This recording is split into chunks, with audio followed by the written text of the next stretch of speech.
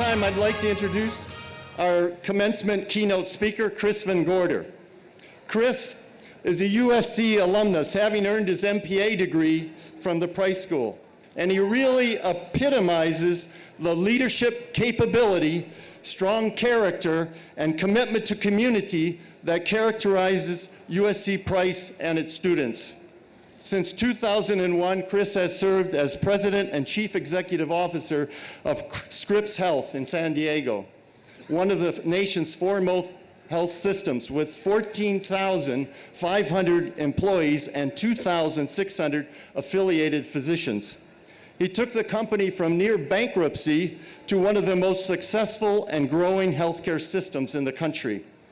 His influence in healthcare field is far-reaching. He is a fellow of the American College of Healthcare Executive, ACHE, where he previously served as its national chairman. At the ACHE annual conference, attended by thousands of healthcare executives, in 2013 he was awarded the Exemplary Service Award, and in 2014 he won the organization's most prestigious Gold Medal Award for outstanding leadership. He is recognized as a national innovator for the restructuring of the organization and delivery of healthcare. In 2008, Leaders Magazine, Health Leaders Magazine named Chris and his executive team the top leadership team in healthcare in the country for large healthcare systems. And in 2011, he was listed by Modern Healthcare Magazine as number 18 out of the 100 most influential people in healthcare in the country. But listen to this. Following Hurricane Katrina in 2005, Chris left his office in San Diego and traveled with a Scripps medical unit to New Orleans, where they staffed a temporary clinic for survivors. In 2010, he and Scripps medical response team traveled to Haiti to aid victims of the devastated earthquake there. How many CEOs of major corporations do you know who have done that for the community and for people in need? In addition, Chris volunteers his time and leadership to the Price School as a member of our Board of Counselors and as the Master of Health Administration Advisory Board. In 2007, he received the USC Price School Guardian Award for Alumni Service. So ladies and gentlemen, please welcome a great USC alumnus, colleague and friend, Chris Van Gorder. Well, Dean Knott, graduating students, families, friends, faculty, alumni, and honored guests. It's such an honor to be with you here today. Nearly 30 years ago, May of 1986, I was receiving my graduate degree on this campus. Our ceremony was not as grand as this one, and it wasn't as hot either. We had a small group of graduates, and I remember the ceremony being held in an open field near one of our parking lots, and there was no tent. I expect I was as proud and as excited and as anxious as you are to go out and put my USC education to good use. So much so that I can't recall who gave our commencement address. And 30 years from now, you likely won't remember me either. Still, I'd like to leave you today with just a few things you might think about from time to time as you move through the many challenges and accomplishments of your career. I'd like to start by bringing you to the country of Haiti, as the dean mentioned. Right after the earthquake that struck that region in 2010, just 4 short years ago, I might not remember my commencement speaker, but I'm always going to remember Haiti. You see, this is where I assisted in my first of several surgeries. By the way, I'm not a physician. As the CEO of Scripps Health in San Diego, I had the privilege of leading a small medical response team to the region. We were hosted in the country by the Papal Nuncio, a Roman Catholic archbishop who serves as the Vatican's ambassador. One of the church's hospitals had been virtually destroyed. Most of its patients and their family members had been buried alive in the collapsed hospital. And of course, there were many, many injuries. There were over 250,000 dead, most of them still buried in buildings around Port-au-Prince. The first day we arrived, and while doing rounds with a Belgian medical team that we were relieving, we came upon a man with a badly injured arm and leg who needed surgery to save both his life and his limbs. My chief medical officer agreed to perform the surgery and asked who would assist, and the Belgian doctor pointed at me and said, "Him." Well, I swallowed hard and I said I'd help, and that led me to being an assistant surgeon and scrub nurse for the very first and very last time. And to this day, I tell people the only reason I was able to do that is because there are no lawyers in Haiti. And that's why they're not asking me to do the law school commencement address. But the surgery went well. We saved the patient's life and his arm and his leg. And the patient's name, Jean Candu. Of course, 3 decades ago, when I was sitting where you are today, I had no idea what course my life would take. I never would have guessed that someday I'd perform surgery in Haiti. But there I was, assisting a world-renowned surgeon and saving a life. And I think that's my point. Your life, our lives are a blank canvas. Life is wonderful and very unpredictable. None of us knows where we will be in 30 years, what we will experience, how our education will come into focus, and how many people we will have a chance to help. What is certain is that the changes are ahead, and there are going to be many. Technology continues to shrink our world, and as it becomes smaller, our opportunities to affect worldwide change become greater. Our efforts, our energies, our passions are no longer restricted to our communities, our states, or even our nation. Opportunities will come your way, some small, some incredible, some devastating. Carefully consider every opportunity, because how you respond to that will help chart the course of your life and certainly your career. And I can say that's certainly true of me. When people ask me about my career, I tell them I spent much of it falling up. Now let me explain to you what that means. Like at least some of you, I did not grow up in a family of wealth or substance, but I did grow up in a family filled with love and encouragement. My parents were immigrants who grew up in the Great Depression. They didn't even have the chance to complete high school until they were adults, but they did it. Of course, they had many dreams for my brother and I, and near the top of that list was the education they had never been able to receive for themselves. My parents made it clear from an early age that education was important, but pointed out that I'd have to go to work to pay for it myself. So when I was 13, I started working, first in a bookstore, then later at an Arby's fast food restaurant, and I could make a great sandwich. I worked all the way through high school, and then when I started college, I was selected for a job with the Los Angeles Police Department. As immigrants, my parents always emphasized the importance of giving back to this country for what it had given us, so we were encouraged to enter public service. Law enforcement had always intrigued me, so the police department seemed my natural calling. Ultimately, I graduated from college and from the Los Angeles County Sheriff's Academy and became a police officer for the city of Monterey Park. And then came the unpredictable and the devastating. On a warm November in 1978, I was getting ready to end my shift. It was 15 minutes before the end of watch. Had my next call been just 15 minutes later, my life would be very different than it is today. Would it be better? Would it be worse? There's absolutely no way of knowing and no purpose in second guessing. I was a young cop and had just received a family dispute call. A woman had locked herself in her car with her infant child. Her husband called the police, and after the first units arrived, a short pursuit followed and then quickly ended. The woman intentionally rammed my police car head-on in an attempt to kill me, and almost did. It took a long time to free me from the totaled police car, and when I came to, I knew my police career was over. I spent the next year in and out of hospitals, and at the end of that year, I was retired due to the injuries. Good luck, God bless, they said. Thank you. Well, I hope you can imagine how devastating something like this can be to your life, to your self-image, to your dreams of the future. It's strange for me to even think about that now, but at the time I thought it was all over. The retirement hit me hard and I went through very difficult times, but eventually I remember telling myself that nobody in life promised me anything. I thought I can pout about it, I can get mad about it, or I can do something about it. And I decided that I'd already spent enough time being mad and pouting, and that hadn't done me any good whatsoever. So I picked myself up and I got to work, and I decided right then and there that I would never give up again. Winston Churchill may have said it best in his commencement address at the Harrow School in 1941. Never give in, he said. Never give in.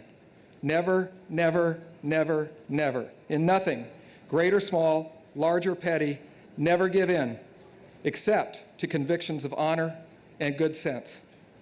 At that moment of conviction, I stopped falling down and began falling up. It was the turning point in my life. Sometimes you just can't wait for those opportunities to knock on your door. No one owes you anything. You need to become self-aware, seek out opportunities, and begin to make your own. Well, now retired from the police department, I was out of work for the very first time since I was 13 years old. I was uncertain where to go, but my parents' counsel on public service and giving back still resonated with me. So I went to the hospital that actually took care of me on and off for a full year. It was Orthopedic Hospital on Flower Street, just a few blocks from here. I applied for a security director position, but the administrator didn't think I was qualified. So I asked him just to give me a try at minimum wage for 90 days. I agreed that at the end of that time, I would resign on my own if they weren't satisfied with my performance. But if they liked my work, I simply asked that they treat me fairly. Well, the administrator actually laughed at me, but he gave me the job at minimum wage, and I've never looked back. It was a short time later that I met a child life therapist named Rosemary at the hospital, and a few years later we were married. Today we have 2 sons, David, a high school teacher, and Michael, the healthcare administrator and an alum of the Price School. He was here last year. During that period in my life, Rosemary encouraged me to go back to graduate school. I was accepted into the healthcare administration program here at USC. That was a surprise to me too. And that led to my graduation ceremony 28 years ago. The day that angry lady tried to kill me was the worst day of my life. All through my rehabilitation, through the depressing days that followed, I believe that to be true. But you know what? As it turns out, it was the best day of my new life. Without it, I never would have been a hospital patient, met my future wife, had my 2 sons, attended USC, or be standing before you here today.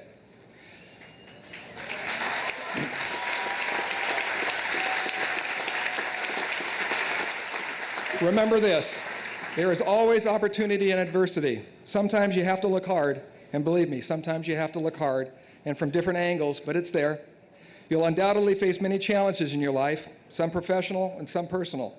How you choose to face them can be the difference between your worst day and your best, the difference between falling down and falling up. But my friends, there's an obligation that comes with falling up. It's largely the same obligation that as immigrants to this country, my parents emphasized to their children. We have a profound duty to give back, to help others fall up. When I was at my lowest, I was given a chance to manage hospital security. I used that opportunity to rebuild my life and pursue my graduate degree from what is now the Price School. With those credentials and with new doors opened, I took on new challenges in healthcare administration, learned new lessons, achieved new goals, and significantly grew my career. And 14 short years later, I found that I'd fallen up to become the president and chief executive officer of Scripps Health. But that journey might never have happened without somebody believing in me and giving me that chance. So what about giving back? Well, that can take many shapes and sizes. Like the team at Orthopedic Hospital, it might be seeing something special in a person like me and providing them an opportunity. It could mean mentoring others. It could mean volunteering with a local public agency, law enforcement, care for the homeless, working in our schools. The possibilities are absolutely endless, and of course, you can create your own. I'd like you to think about where you were on 9/11. I'm sure most of you remember. As a nation, together we shared anger and fear. We felt sad and helpless. Like you, the tragedy shocked me, but I also wanted to help. What could I do as the CEO of Scripps Health in San Diego, California, almost 3,000 miles away? Well, I've learned there's always something you can do. First, I took care of my employees. Some, of course, had family and friends in New York, so it was very important to me that we reach out to our staff and provided help in numerous ways. Second, we called the New York hospitals that were most affected and offered any assistance we could to those hospitals. And finally, I met with my chief medical officer and asked him a simple question that I'd been asking myself over and over since the tragedy happened. Would we have been prepared if something like that happened here at home? And the answer was no. So we began work at Scripps to prepare for major disasters and even terrorist attacks. And that, as part of that work, we developed the Scripps Medical Response Team. That mission I led to Haiti, where I actually did surgery, that was the medical response team. We were also able to help, as the Dean mentioned, after Hurricane Katrina, the San Diego wildfires in 2007, and the wildfires of 2014 over the last 2 days in San Diego. None of this happened because somebody asked us for help. It happened because of a social obligation we felt to our community. And today, whenever a disaster occurs anywhere around the world, we have thousands at Scripps willing to volunteer to help, wanting to know if we can make a difference. So no matter what you do in your life, you can create that kind of positive change. You chose the Price School for a reason. Every program in this school comes with a social responsibility. Healthcare, public policy, leadership and management, urban planning, public administration, real estate, not-for-profits, and philanthropy. What are you going to do with the skills you've learned? Well, I suggest you use them certainly to make a living, but also to enrich the society in which we live. Recently, I attended a memorial service for a brilliant physician, scientist, and friend. He was truly one of the smartest, kindest people I have ever known, and yet, in the last days of his life, he shared one regret, and it just hit me when he said it. He felt that he hadn't been kind enough in his life. At his memorial service, George Bernard Shaw was quoted, "I am of the opinion that my life belongs to the whole community. And as long as I live, it is my privilege to do for it whatever I can." So how you eventually decide to give back will be certainly up to you. Follow your passion as well as your sense of obligation. If you care about it, you'll find the time, trust me. But take that step, because giving back doesn't just help others. It will recharge you in ways that's very difficult for me to even describe. And doing so will inspire others to do the same. Some time ago, I had the privilege of attending a presentation by Dr. Brent James, the Chief Quality Officer at Intermountain Healthcare in Salt Lake City. Dr. James said that there's one generation every 100 years that has the opportunity to make a real difference in people's lives and within their chosen careers. And he believes it's your generation. Right? Despite all the changes in healthcare today, Dr. James is not discouraged. Instead of getting bogged down by the significant challenges and adversity, instead of making excuses or getting mad at life, Dr. James isn't giving in. Never, never, never, never. Whatever the challenge, he's looking for the opportunities and he's choosing to fall up. And I feel the same way. And I want to encourage you to do the same. As you leave here today and begin a new chapter in your lives and your careers, you need to ask yourself a few simple questions. Will you choose to live your life as an optimist, a skeptic, or a cynic? How will you use that knowledge and gifts and passions that you earned and gained here at USC? Will you be kind enough? Will you fall up or fall down? And if you fall down, will you get back up again? And are you the generation that will make that significant difference? For what it's worth, I think you are. Do you? All right.